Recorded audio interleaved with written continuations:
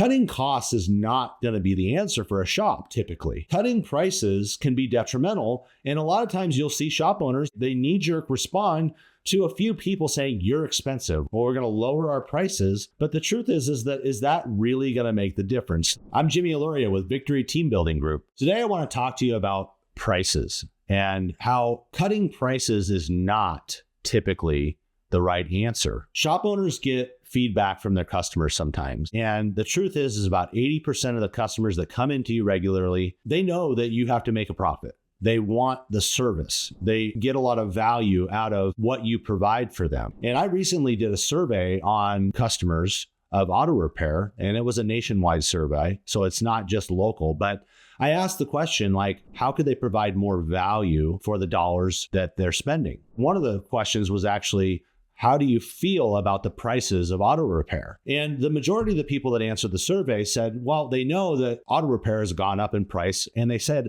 like everything else, inflation has caused things to go up. Things get more expensive over time. They accept that. But what they want for the value of their money is they actually want help. They want help making their cars last. They want to know what they need to do right now versus what they need to do later. They want a plan on how do we keep this car for a long time without having to spend $2,000 or $3,000 or $4,000 on it right this moment. Cutting costs is not going to be the answer for a shop typically. Most of the shops that I deal with are in the range of $50,000 to $200,000 a month in revenue. The truth is that they're making good profit. They're making 15 to 25%, some 30% net profit. They get used to a certain amount of volume of revenue that the shop is doing. And that's based on how many service writers do they have? How many technicians do they have? What is their potential? How much revenue can they actually do on a certain margin? There's certain pricing. Are we 50% profit margin? Are we 60% profit margin? Are we 65, 70% profit margin? Or are we 45, 50% profit margin? All of that, depending on what your business model is like, is going to play into how much volume you have to do to actually put net profit dollars to the bottom line. Cutting prices can be detrimental. And a lot of times you'll see shop owners, they knee-jerk respond to a few people saying, you're expensive, or we're going to lower our prices. But the truth is that really going to make the difference to the customer? Now your $500 full brake job is $450, or your $1,000, multi-service job is $900, or your $2,500 job is now $2,250 if you cut 10% off of your prices. The truth is that that most of your customers are not going to not buy over 10%. If anything, we need to keep our prices where they're at because we're accustomed to that, and then get more efficient on other cost-cutting measures, meaning being more efficient with the time, keeping our margins where they are because we're accustomed to that, and maybe even raising our profit margins through better, more efficient operations, maybe even raising our labor rate, raising how much money we make on our parts prices and things like that, because it just costs so much to actually run an auto repair shop today. So think about that. If you're doing $100,000 a month and you lower your prices by 10%, and you go from 100,000, same volume, down to 90,000 because you're already maxed out, what's that going to do to your bottom line dollars? So it's minimally going to be a $5,000 cut right away. And most shops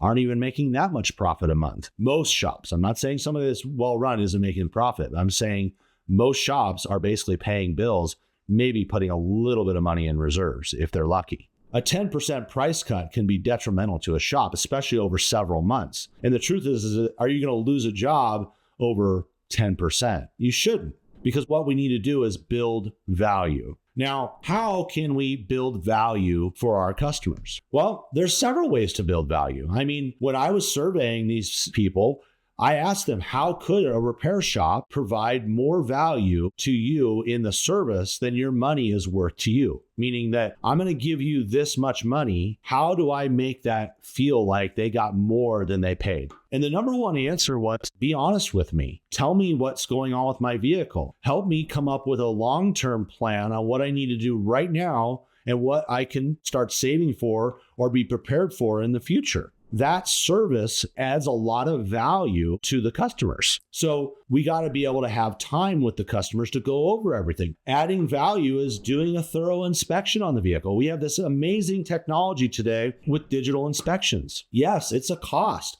Now, some shops have gotten really smart and they're starting to charge for a very thorough inspection, but many shops still do this, 30, 45-minute inspection with pictures and descriptions and videos. And they do that as a value add to their service. It's a great value. Okay. It's not, yes, it's a sales tool, of course. On the other end of that, the consumer is getting a snapshot of their vehicle. They're getting a whole scan. Imagine what you'd pay for a body scan if you went to your medical doctor to say, hey, what's wrong with me? Tell me everything. It's going to cost you thousands of dollars typically. Blood work can cost a few $100s, but you're doing a full vehicle inspection, pulling wheels off, checking brakes, checking for leaks, checking the condition of the fluids, looking over the whole vehicle, hooking up the computer, seeing if there's any codes in there. We're not doing any diagnosing in these inspections, but we're looking over the vehicle, and that is valuable to the consumer if it's used properly. You go through and you show them, hey, this is what's good on your vehicle. It's in good shape in this area. These are the things that we need to look at right now. And these are the things that we need to be prepared for in the next 3, 6, 12 months that you're going to need to save up for so that you're prepared in the future. That's another way to add value. Do those inspections, but also explain to the customer, give them the pictures, give them the videos so that they feel like they got more than they paid for. The other thing is warranty. Most of the shops nowadays can offer up to 3 years, 36,000 miles nationwide. If you're affiliated with your parts house, a lot of those parts houses have a national affiliation that you can sign up with them. And if somebody's out of town, you can offer a nationwide warranty, 3 years, 36,000 miles. Some shops go as far as doing lifetime warranties. And there's a whole other discussion about that on how the numbers actually work on that. But the point is it's adding value. A 3-year, 36,000 mile warranty is 3 times the dealership, and we can do it without much risk in the independent. So again, that's another way to add value. And another way is more upsells. If somebody comes in and they have a radiator leaking and you got to pull the radiator, there's upsells to be done there. Hoses, maybe you have to take a belt off, thermostat. Well, now we're doing more work in the same area. And likely if the radiator is busted because of age, I'm sure that the hoses are probably in the same condition. And where's that bridge going to break? At its weakest link. So now we're already taking the hoses most of the way off. We can add more value by doing these other services that are in conjunction with the main repair. And then you get all of this work done for not much more labor. Again, adding more value because we're already in this area taking things apart. So those are just a couple of tips on focusing on the value. Don't focus on the prices. Yes, there are always going to be people who complain about price. They're a very small percentage.